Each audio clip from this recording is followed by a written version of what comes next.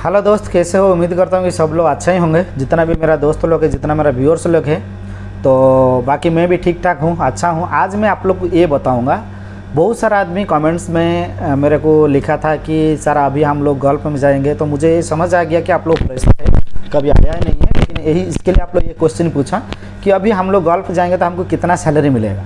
जैसे अभी कंपनी है तो कौन सा कंपनी कितना सैलरी दे रहा है, तो उसके ऊपर आज मैं बात करने के लिए जा रहा हूँ। सही है, तो वीडियो को लास्ट तक देखेगा तो फिर पूरा समझ आ जाएगा। सही है, आप लोग के लिए मैं वीडियो बना रहा हूँ। आप लोग को 5 मिनट 10 मिनट टाइम दे के देखना है और आपको ये थोड़ा जो मैं बता रहा हूँ उसका बारे में थोड़ा आपको जानकारी लेना चाहिए। आप कितना भी वीडियो देखो, किसका भी वीडियो देखो, उसमें मेरे को कोई दिक्कत नहीं है। लेकिन जो मैं वीडियो बना रहा हूँ, आप लोग का कमेंट्स का ऊपर जब मैं वीडियो बना रहा हूँ तो थोड़ा मेरा वीडियो को फुल देखिए। सही है, तो चलिए अभी टॉपिक ये है कि कौन सा कंपनी कितना सैलरी देता है। सही है, तो कोई भी टेक्नीशियन लेवल पे आता है, जैसे कोई रिटर्न वाला टेक्नीशियन है, मतलब रिटर्न बोलेगा तो गल्फ कंट्री के अंदर वो काम कर चुका है। सही है, तो वो काम कर चुका है कि 5 साल हो, 2 साल हो, 3 साल हो, 10 साल हो, वो लोग जो टेक्नीशियन पोस्ट में आता है तो वो लोग को सैलरी जो मिलेगा यूएई का दिराम का हिसाब से 1500 से 2000 दिराम तक मिलेगा। ज़्यादातर कंपनी 1800 दिराम ही फिक्स करता है।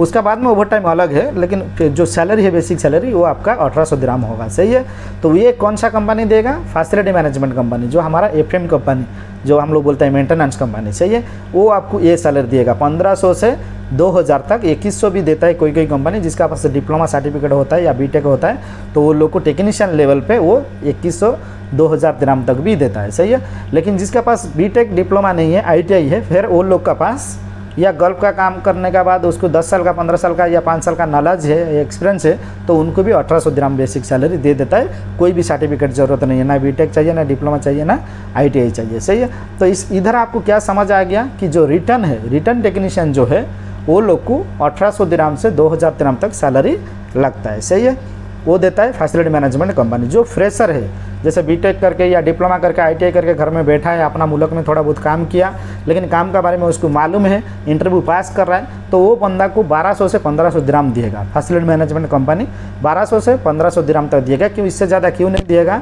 कि उनको गल्फ के अंदर में काम करने का नॉलेज नहीं है, वो गल्फ एक्सपीरियंस जो बोलता है वो उनका पास नहीं है, जिस वजह से इतना ही सैलरी आपको दिएगा। सही है, बाकी बच गया हमारा कंस्ट्रक्शन कंपनी। कंस्ट्रक्शन कंपनी में जैसे आप टेक्नीशियन में आता है, टेक्नीशियन में आएगा तो कि इलेक्ट्रिशियन है तो इलेक्ट्रिशियन में आएगा, या प्लम्बर है तो प्लम्बर में आएगा, या एसी डक्टिंग, एचवीएसी डक्टिंग का जो बंदा होगा वो हिसाब से आएगा। सही है, तो वो जगह पे आपको क्या सैलरी दिएगा? आप जैसे गल्फ कंट्री में काम करके दोबारा आने के लिए चाहता है, इंटरव्यू देने के लिए आप आया है, तो 2 साल 5 साल का आपकी एक्सपीरियंस है, तो वो आपको 1600 से 1800 दिराम तक सैलरी लगाएगा, बेसिक सैलरी, प्लस उसके बाद में उसका ओवर टाइम। सही है, वो किस बंदा को दिएगा? जो बंदा इधर हमारा कंस्ट्रक्शन प्रोजेक्ट के लिए आएगा। सही है, जो कंस्ट्रक्शन प्रोजेक्ट के लिए फ्रेशर आएगा वो लोग को 1000 से 1200 दिराम देगा। 1000 से 1200 दिराम आपको दिएगा जो फ्रेशर टेक्नीशियन है, जो फर्स्ट टाइम आता है कंपनी में काम करने के लिए।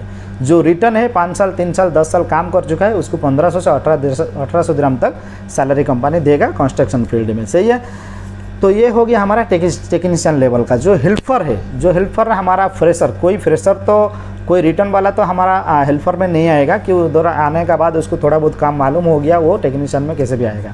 तो हेल्पर लोग जो है, जो पहली बार आता है, गल्फ कंट्री में आने के लिए चाहता है, काम कुछ मालूम नहीं है, यहाँ के बारे में नॉलेज नहीं है, तो वो कंस्ट्रक्शन कंपनी में आता है, तो उसको 800 से 900 दिराम उसका सैलरी रखेगा। हेल्पर सैलरी जो बताएगा, ये जो सैलरी में बताया, उसका बाद में आपका जो फूड अलाउंस अलग होता है, वो 200 दिराम कोई कंपनी देता है, कोई कंपनी 300 दिराम देता है, तो ये फूड अलाउंस अलग होता है। इसको प्लस फूड प्लस ओटी, ये चीज़ अलग होता है। मैं जो बोल रहा हूँ आपको, जो बेसिक सैलरी है उसका ऊपर बता रहा हूँ। सही है, तो आपको ये ध्यान देना है कौन सा कंपनी किस पोस्ट के लिए कितना सैलरी देता है। सही है, तो मैं आपको एक बाय एक, स्टेप बाय स्टेप बताता हूँ। तो हेल्पर के लिए आपको 900 800 दिराम, ज़्यादा से ज़्यादा 1000 दिराम अंदर आपका सैलरी लगेगा, प्लस आपको फूड अलाउंस दिएगा। कोई कंपनी 200 दे रहा है, कोई 250 दे रहा है, कोई 300 दे रहा है, तो वो अलग चीज़ है।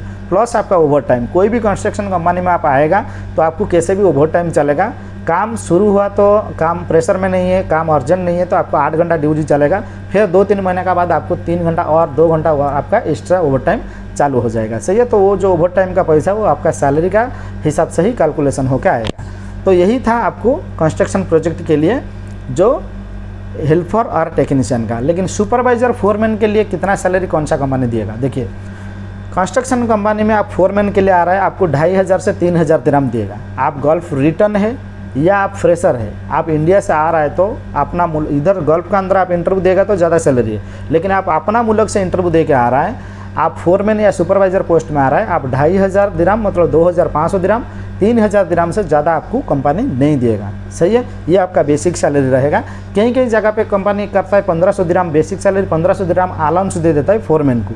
वो हर कंपनी का अलग अलग मतलब सैलरी पैकेज होता है और सैलरी देने का थोड़ा हिसाब अलग रहता है। तो ये मैं बता दिया कि जो भी कुल मिला के आपको 2500 से 3000 दिरहम तक आपका सैलरी होगा, प्लस आपको अकोमोडेशन के लिए कंपनी देगा। कंपनी अकोमोडेशन नहीं देगा तो उसके लिए 1500 से 2000 दिरहम आपको बाहर रहने के लिए कंपनी दे देगा। सही है, तो कुल मिला के 4000 से 5000 दिरहम आपका सैलरी होगा जो फोरमैन या सुपरवाइजर रहेगा। किस फील्ड में? आपको कंस्ट्रक्शन फील्ड में। सही है, और आपको फैसिलिटी मैनेजमेंट कंपनी में आना है तो आपको बिना गल्फ एक्सपीरियंस में कोई भी नहीं लेकर आएगा। फैसिलिटी मैनेजमेंट कंपनी में आपको आना है तो सुपरवाइज़र में आना पड़ेगा। फोरमैन इतना नहीं होता है फैसिलिटी मैनेजमेंट कंपनी में। तो सुपरवाइज़र में आने के लिए आपको गल्फ एक्सपीरियंस बहुत ज़रूरी है, कंपलसरी गल्फ एक्सपीरियंस चाहिए। भले आप बीटेक करो या डिप्लोमा करो, आपको डायरेक्ट कोई भी नहीं लेकर आएगा, आपको टेक्नीशियन में लेकर आएगा, सीनियर टेक्नीशियन में लेकर आएगा। आपका सैलरी भी थोड़ा अच्छा रखेगा, लेकिन आपको सुपरवाइज़र में नहीं लेकर आएगा। तो इसके लिए फैसिलिटी मैनेजमेंट कंपनी में जाने से अच्छा है आपको कंस्ट्रक्शन में जाना है। कंस्ट्रक्शन में जाएगा तो आपको डायरेक्ट कोई भी कंपनी आपको सुपरवाइजर फोरमैन में ले सकता है। लेकिन दुबई का अंदर अभी ये हो गया, यूएई का अंदर में ज़्यादा कंस्ट्रक्शन प्रोजेक्ट अभी नहीं चल रहा है, बहुत कम चल रहा है। लेकिन फैसिलिटी मैनेजमेंट कंपनी बहुत ज़्यादा हो गया और फैसिलिटी मैनेजमेंट कंपनी में काम भी ज़्यादा है, वैकेंसी भी ज़्यादा है, जॉब भी ज़्यादा है। तो आप आना चाहता है तो फैसिलिटी मैनेजमेंट कंपनी में टेक्नीशियन में आ जाइए, और आपको कंस्ट्रक्शन कंपनी में जाना है तो फिर आपको फोरमैन के लिए आप ट्राई कर सकता है। सही है, तो यही था सैलरी पैकेज जो मैं अभी का जो टाइम चल रहा है, अभी का जो पीरियड में यूएई के अंदर जो सैलरी पैकेज है यही देता है। हमारा जो स्टैंडर्ड है, हमारा जो टैलेंट है, हमारा जो क्वालिटी है, उसका अंदर यही सैलरी देता है। जो आप लोग का कमेंट था कि हमको कितना मिलेगा सैलरी, वो हिसाब से आप सोचिए आपका स्टैंडर्ड क्या है। आप एक हेल्पर है या एक टेक्नीशियन है या एक सुपरवाइज़र है या एक फोरमैन है, और आप रिटर्न गल्फ एक्सपीरियंस वाला है या विदाउट आपका गल्फ एक्सपीरियंस वाला, जैसे आपका मुल्क का अपना मुल्क का काम करने जो एक्सपीरियंस होता है वो एक्सपीरियंस है। सही है, गल्फ कंट्री का एक्सपीरियंस है तो आपको थोड़ा ज़्यादा सैलरी लगेगा, और आपको अपना मुल्क का एक्सपीरियंस है तो थोड़ा कम सैलरी लगेगा। सही है, तो यही था छोटा सा वीडियो में आपको समझाने के लिए। ये वीडियो कैसा लगा मेरे को कमेंट्स करके बताइए। थैंक यू सो मच, फिर मिलेंगे नेक्स्ट वीडियो में।